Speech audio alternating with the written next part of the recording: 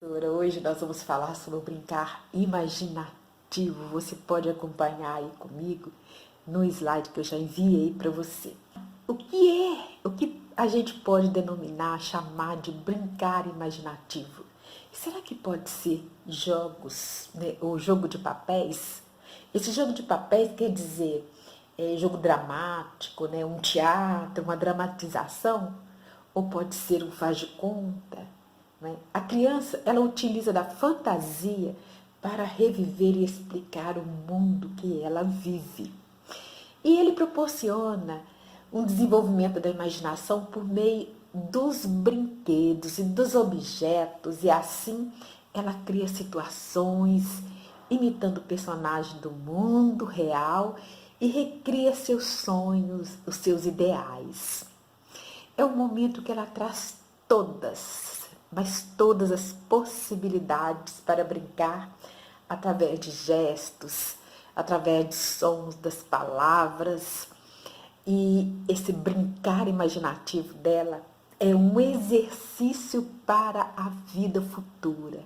Olha que legal, a gente poder proporcionar esse exercício para essas crianças. Mas a criança ganha ou perde quando ela é obrigada a permanecer numa instituição o dia todo com essa questão do brincar imaginativo? Bem, as crianças no seu terceiro ano de vida, quando a gente fala terceiro ano de vida, não quer dizer que a criança tem 3 anos especificamente. Ela pode ter 2 anos, porque quando a gente fala primeiro ano de vida, a gente fala do primeiro ano que ela está ali vivendo, quer dizer, desde quando ela nasceu até quando ela faz o primeiro aninho, um ano. Quando fala do segundo ano de vida, é quando ela tem de um ano até quando ela completa 2 anos, aí é o segundo ano de vida. Quando ela completa 2 anos até ela fazer 3 anos, já é o terceiro ano de vida. Então a gente não pode confundir o terceiro ano de vida com 3 anos. No outro vídeo, inclusive, eu falei da minha neta que está no terceiro ano. Não, ela está no 4º ano de vida, porque ela tem 3 anos e já está quase completando 4 anos. Então, ela está no 4º ano de vida.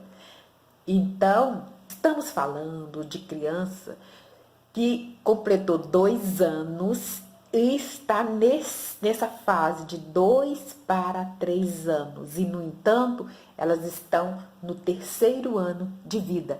E quando elas estão nesse terceiro ano de vida, a gente já vai falar desse brincar imaginativo que elas já começam a ter interesse por esse brincar. E quando a gente fala desse brincar imaginativo, a gente vai falar dos cantinhos do brincar que a gente pode proporcionar para elas. Mas antes eu quero saber de você o seguinte: qual foi a pergunta que eu fiz? Será que a criança que fica o dia inteiro na creche, não é? Ou ela está o período integral numa instituição, ela tem condições de ter esse brincar imaginativo de uma forma natural? Essa fase, né, do terceiro ano de vida, ela começa a observar as pessoas, ela começa a observar as atitudes das pessoas e a imitar, porque essa observação já tem sido feita, mas a imitar, não é? A fazer de conta, ela já começa esse processo agora no terceiro ano de vida. Então, na instituição, ela não vê, por exemplo, a mãe cozinhando, lavando, passando, cuidando dos irmãos. Na instituição, tudo na instituição é programado para uma convivência pedagógica. Então, a criança não tem como imitar, não é? Porque ela não convive com essa realidade. A imaginação dela se limita ao que ela percebe no seu entorno, no seu cotidiano, que é o que ocorre com ela dentro da instituição. Porém, ela precisa passar por um processo de ampliação dessa imaginação, porque já que o brincar imaginativo proporciona a ela uma estrutura para viver socialmente, para viver como adulto, ela precisa ter a oportunidade de viver esse contexto não só social, como domiciliar, desse contexto de cuidar não só da casa, mas dos seus. E ela precisa aprender a conviver com isso vendo. E ela não tem oportunidade de ver isso exatamente nas instituições. Por quê? Nas instituições, quando ela chega, ela já está tudo pronto, o café está pronto, o lanche está pronto, já está tudo pronto. Ou mesmo quando ela está na sala de aula, que ela vai fazer alguma coisa, que ela tiver que brincar, o adulto, ele não conta com uma certa, né, paciência para solicitar uma criança pequena que ajude a fazer uma determinada ação. E geralmente o adulto, isso não só na instituição, mas no geral, o adulto solicita quem? Uma criança maior.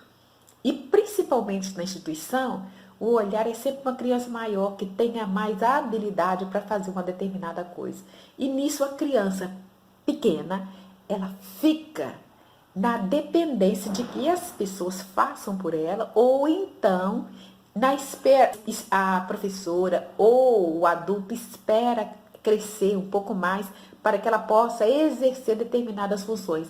E, no entanto, ela perde esse tempo deixando de brincar, deixando de imitar, deixando de fazer atividades imaginativas, porque ela está numa instituição, ao passo que em casa, ela estando em casa, ela vai observar.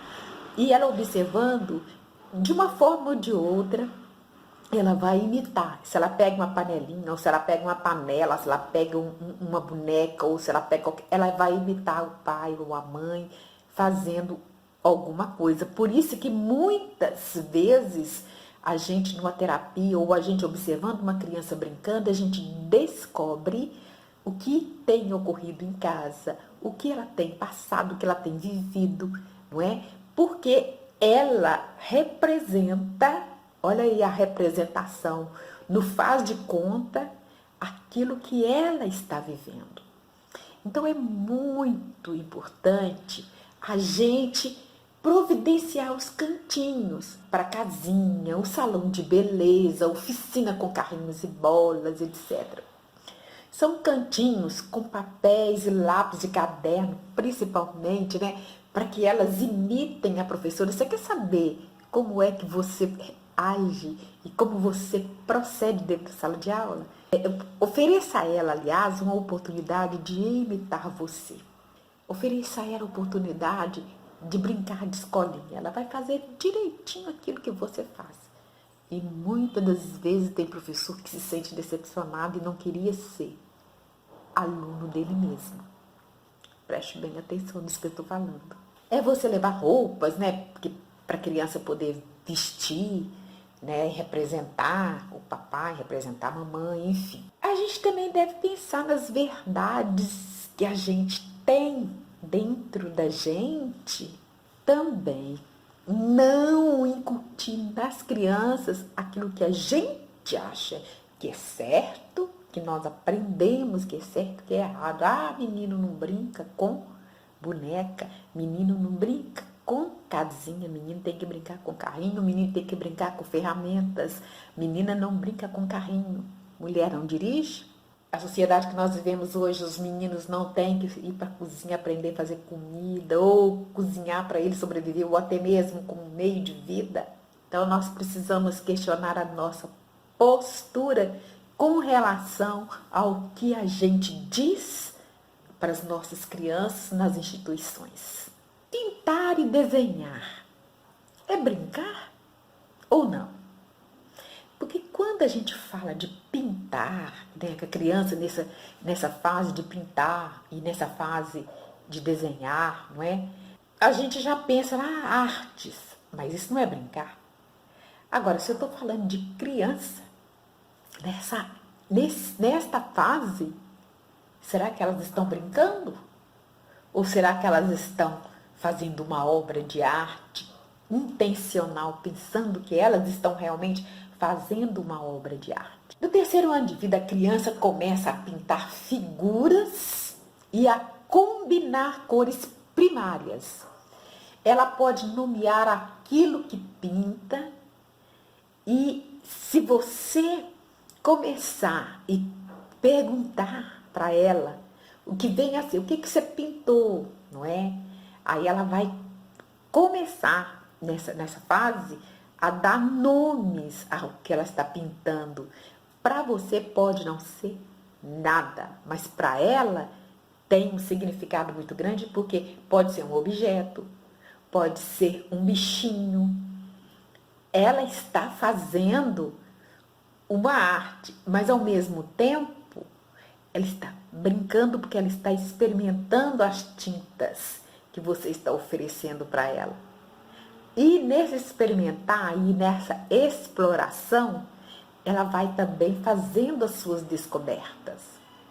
Agora, interessante também que quando elas começam a fazer esse tipo de atividade, elas começam a explorar e a experimentar de maneiras que a gente não, às vezes nós não entendemos, mas para elas tem um significado.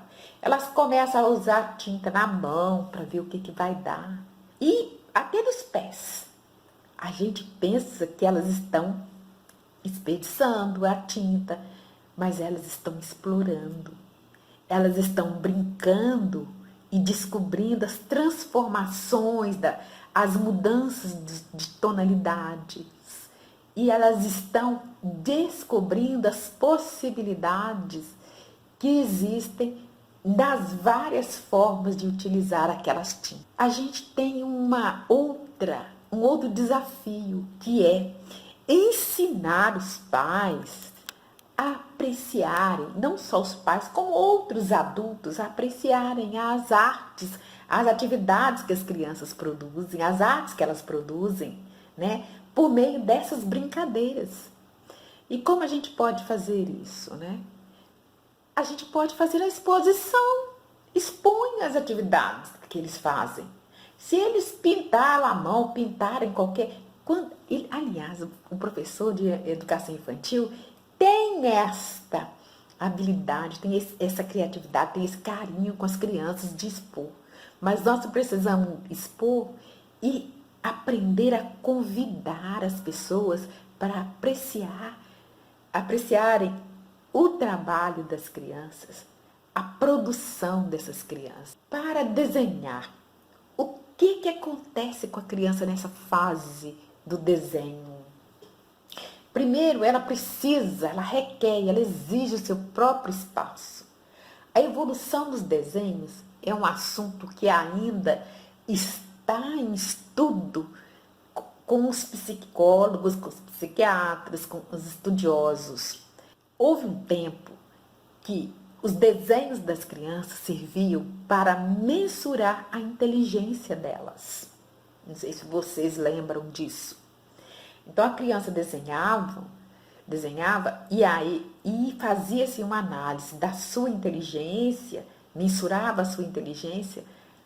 Se ela completasse, por exemplo, o braço, né, colocasse as pernas no corpo de uma pessoa, de uma imagem, aí sim eles iriam concluir se essa criança tinha ou não uma inteligência XYZ.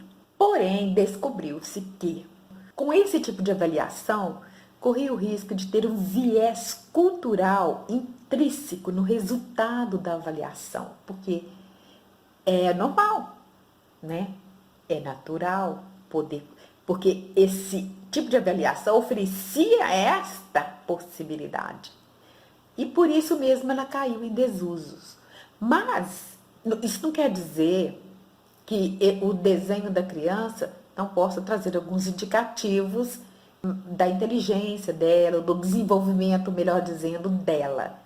Mas que, enquanto mensuração de inteligência, esse tipo de teste já caiu em desusos. No entanto, o que é interessante? Ao longo de uns 6 meses, você arquivar um desenho da criança. E aí você tem a possibilidade de ver a evolução do desenho, a evolução da pintura ao longo desses 6 meses feitos por essas crianças. Você pode observar com relação às marcas da escrita que as crianças deixam, que seja da escrita, que seja do desenho. Mas vamos pensar nas marcas da escrita e do desenho. Nós estamos falando de desenho, então nas marcas do desenho. São todas elas imitação por faz de conta. Na creche, por exemplo, elas não veem, né, um material manuscrito. O que elas veem mais é um material impresso e não um material manuscrito. As suas marcas, às vezes, são mal acolhidas pelas famílias. Então, cabe a você, professor, mostrar a importância daquilo que elas estão fazendo, os seus desenhos, as suas marcas. A importância de ter um cantinho para ser escrita, como já foi dito. Quando produzem marcas, elas cantam, elas falam, elas cantam com elas mesmas, elas falam com elas mesmas. Vygotsky fala que significa que elas estão fazendo aquele discurso interior. Ela é o diretor da linguagem e da ação. Olha que lindo! É diretor da linguagem e da ação. É a forma que antecede a escrita. Então, é impressionante como é fantástico. Quando você vê a criança brincando, desenhando, quando ela está escrevendo, quando ela está riscando, não é? Ao escrever e ao desenhar, as crianças refletem a sociedade e a comunidade pela qual ela está vivendo, a cultura daquela sociedade, a cultura da comunidade que ela vive. Quer um exemplo? As crianças do Oriente, elas não escrevem como as crianças do Ocidente. As crianças do Oriente, elas começam a escrever da direita para a esquerda. E mesmo sem ter essa noção, as crianças nossas, né, aqui do Ocidente, elas já começam a fazer a escrita delas assim, ó, da esquerda para a direita, mesmo sem saber, porque elas estão fazendo o quê?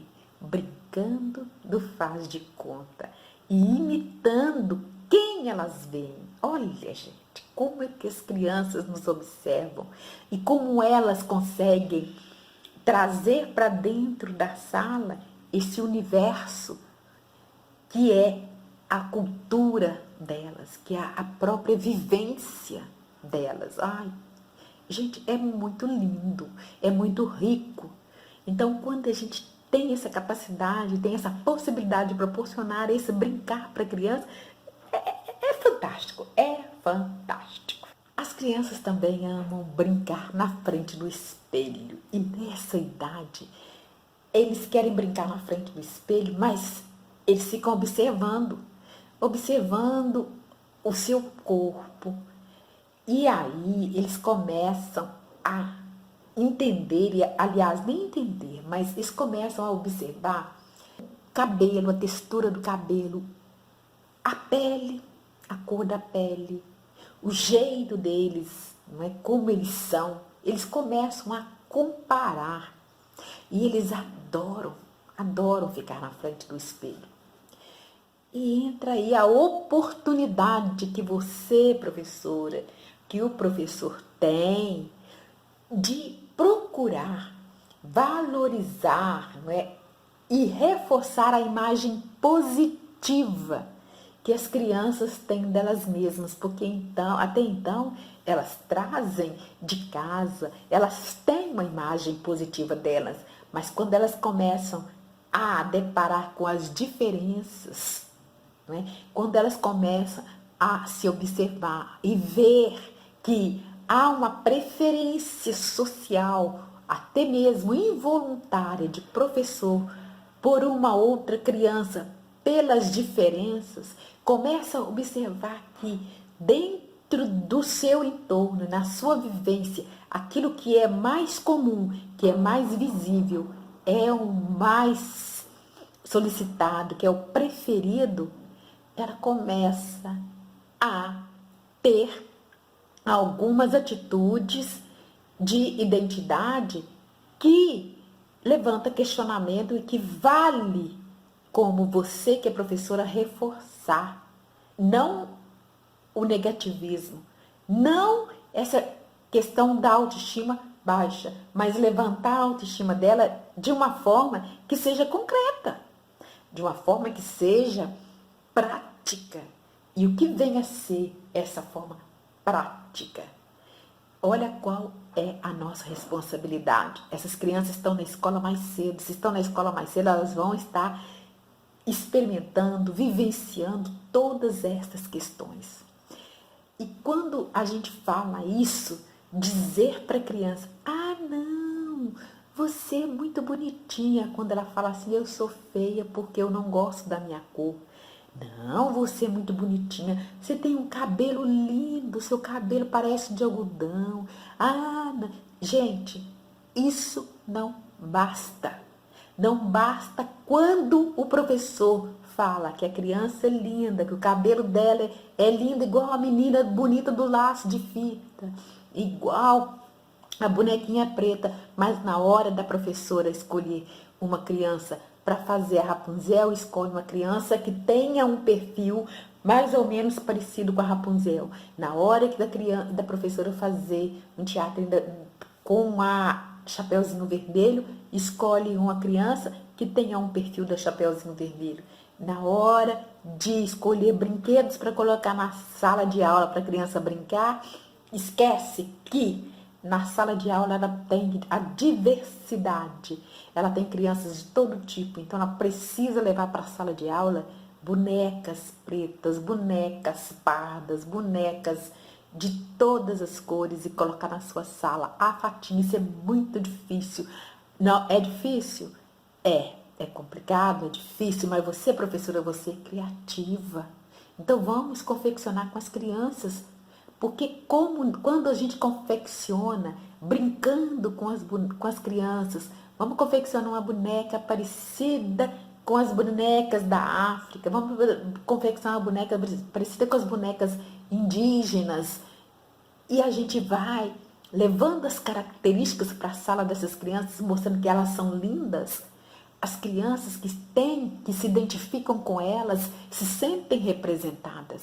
Livros, a maior parte dos livros que levam as histórias para essas crianças, não tem crianças negras, não tem crianças indígenas, não tem crianças com deficiência, porque nós temos que pensar também nas crianças deficientes. E, no entanto, o professor acha difícil levar tudo isso para a sala, mas é necessário porque essa criança está na sua sala e é preciso você levar para a sala de aula a diversidade e não levar uma única realidade que não é única, porque na sua sala não existe uma única realidade.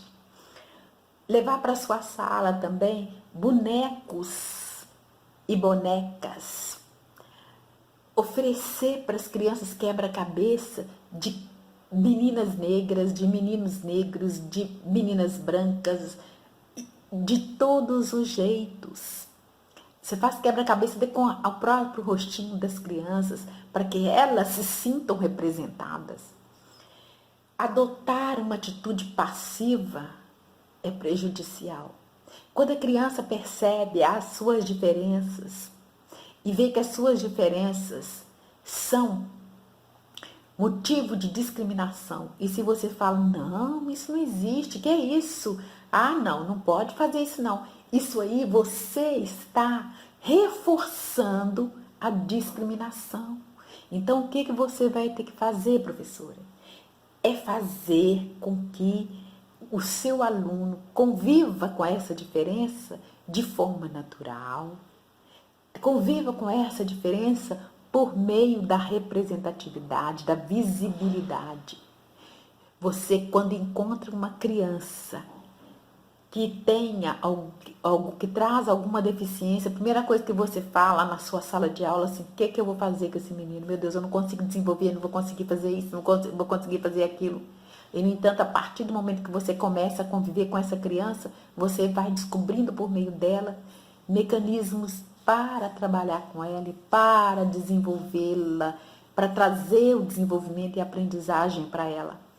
O mesmo acontece com as crianças, quando elas começam a conviver com as diferenças, essas diferenças se tornam para elas comuns a tal ponto de se tornarem naturais e não de se tornarem motivo de discriminação.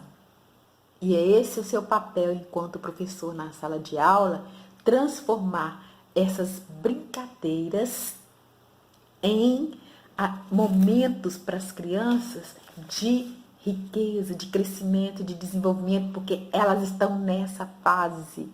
O brincar favorece a aquisição de conhecimento, a apropriação do mundo adulto, compondo assim a personalidade da criança. Por isso que quando eu falo do brincar, vai muito além de eu ficar trazendo para você jogo, brincadeira. Isso você vai pesquisar na internet, você vai achar milhares. Mas quando você tem a oportunidade de refletir sobre isso, o brincar se torna mais interessante. Qual é o papel da professora? Organizar as situações do brincar imaginativo dentro da sala de aula. Patinho, isso é difícil. Não. O difícil é não organizar. O difícil é querer fazer sozinho sem uma consciência da escola. Organizar e planejar o espaço e rotina para brincar com tecidos, espelhos, roupas, etc. Se você planejar para cada dia, olha bem, você não vai preocupar em ficar ensinando letra para menino, ensinando para criança número. Você vai ensinar para as crianças o brincar. E como brincar? A forma de brincar e deixar que elas brinquem. É isso que as crianças precisam, é isso que está na BNCC. Olha, nós percorremos todas as instâncias do brincar dentro dos campos de experiências e dentro dos objetivos de aprendizagens. Não é para as crianças não estão ali para você saber ensinar para elas o que é letra A, o que é letra B, escrever nome, não. Elas estão ali primeiro para ser cidadãos e, enquanto cidadãos, o direito que elas têm agora é de brincar. Na falta de brinquedos, levar sucatas organizadas e coloridas, porque é através dessas sucatas organizadas, porque você vai organizar de acordo com o tema, de acordo com o que você gostaria de levar, de propor em termos de brincadeira. Suponhamos que você vai propor uma brincadeira de salão. Você já pensou que você precisa levar um material e sucata suficiente até para atender crianças que têm esse cabelinho aqui? Você acha que você vai levar um pente para pentear esse cabelo aqui, igual você leva o mesmo pente do cabelo lisinho? Como que você vai levar para a criança, não é, os brinquedos? Que tipo de brinquedo você vai levar para um salão? Ah, nós vamos fazer um teatro. Como que você vai programar esse teatro? Então, tudo isso é preciso organização, é preciso você pensar em como fazer. Promover ações desafiadoras capazes de provocar estímulos às crianças. Quando a gente fala de ações desafiadoras, a gente vai pensar naquilo que não só a Jussara Hoffmann fala, como também Vygotsky fala, da zona de desenvolvimento proximal, que você vai desafiando a criança e ela vai aprendendo. E você vai desafiando a partir do brincar, a partir da forma que você está brincando, como você está brincando, você vai trazendo estímulos e vai trazendo provocação dentro dessas brincadeiras, de forma que elas vão se sentindo estimuladas. Como nós vamos, por exemplo, brincar de casinha? Como que elas não têm noção de como, por exemplo, elas vão organizar a casinha. Como que vai ser a sala? Então, quais são os objetos que a gente pode colocar na sala? Ah, mas você não tem objeto que identifica a sala, mas o que, que pode ser colocado na sala? E qual tipo de brinquedo, qual tipo de sucata? O que, que nós podemos representar o sofá? Ah, e nessa fase, a criança já vai entendendo que no quarto ela vai colocar uma cama. O que, que pode representar uma cama aqui para nós? E você pode fazer essa intervenção, porque nós não estamos falando de brincadeira, de brincar heurístico. Nós estamos falando do papel da professora no brincar imaginativo. E proporcionar situações diversificadas, estimulando a construção da autoestima infantil. Porque quando você promove uma brincadeira, proporciona essa situação diversificada. Por exemplo, vai fazer um teatro com as crianças. Todas elas têm a oportunidade de passar por uma atuação de protagonismo. Você está promovendo a autoestima das crianças. Você não escolhe apenas uma para protagonizar um papel. Ah, mas tem aquelas que têm um dom de fazer, de representar. Lógico, tem crianças que já nascem, que tem outras que são mais tímidas, mas nós precisamos também, mesmo com essa criança mais tímida, entender que se ela não for fazer um papel de protagonista que apareça lá na frente, ela vai protagonizar no papel aonde ela tem um jeito especial de ser. Por exemplo, se ela vai ser a flor que vai enfeitar um cenário e que ela vai ser a protagonista ali daquele cenário, então nós precisamos enfatizar que ela vai ser uma flor linda, que ela ali vai enfeitar, que se ela não estivesse ali, ela estaria fazendo muita falta. Se ela não estivesse ali, o cenário ia ficar muito feio, porque ela ali é importante. Então, veja a diferença de você não dar ênfase a qualquer que seja o papel que uma criança vai fazer dentro de uma representação, e a diferença de você enfatizar e fazer com que essa criança se torne protagonista onde quer que ela esteja atuando. A criança vai ser, por exemplo, o dono da venda e a outra vai ser a vendedora. Ela precisa perceber que se ela, como dona da venda, ela é protagonista. Mas se ela não tiver o protagonismo do vendedor, a venda não funciona. Então, são essas coisas simples e básicas, no faz de conta, é que vai formando esse cidadão. E é isso que forma o nosso adulto, que forma a nossa sociedade. E o professor pode brincar? Pode, não é? Como eu já acabei de citar, no estímulo. Você pode ser o personagem também, não é? Não é o personagem que vai fazer, mas é o personagem que vai atuar com a criança e estimulando, desafiando, criando as histórias com as crianças, atuando com as crianças. Eu tenho certeza absoluta que as suas aulas terão um outro olhar, um outro sentido, um outro significado, se você começar a pensar no brincar como uma ação pedagógica essencial na sua sala, e se você tirar da sua cabeça que você precisa ensinar seus alunos letras, números. Seus alunos não precisam disso agora. Esta fase, crianças até os 3 anos, elas precisam brincar e brincar agora. Você não vai deixar de apresentar letras, números para as crianças depois dessa fase. Não, mas também brincando você vai fazer isso. Porque nestas brincadeiras, as letras surgem, os números surgem. você não precisa preocupar com eles, porque eles vêm de forma natural. Eles vêm brincando com as crianças e você vai fazer a sua intervenção pedagógica de uma forma natural e vai trazer a ludicidade dessa forma para sua sala. Bom, eu espero que você tenha gostado desse módulo e ainda tem uma outra parte que é os jogos e brincadeiras. Esse módulo tem dois vídeos. Os jogos e brincadeiras entra no próximo vídeo. Um beijo no seu coração e até daqui a pouquinho.